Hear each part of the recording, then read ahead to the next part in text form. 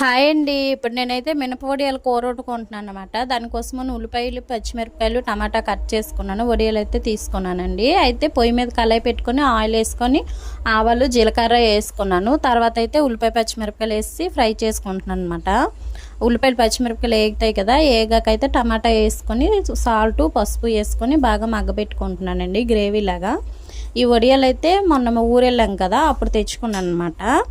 ఇవి పొట్టు మినపప్పుతో చేసినవండి, అందుకే ఈ కలర్లో ఉన్నాయి. అయితే తర్వాత అల్లం ఇంక తెల్లుల్లి దంచి అయితే వేసుకున్నాను. ఆ పచ్చివాసన పోయేంత వరకు వేయించుకొని కారం అయితే వేసుకొని మినపొడియాలో వేసుకొని బాగా కలుపుకొని సరిపడినంత నీరు పోసుకొని ఉడికించుకోవడమే.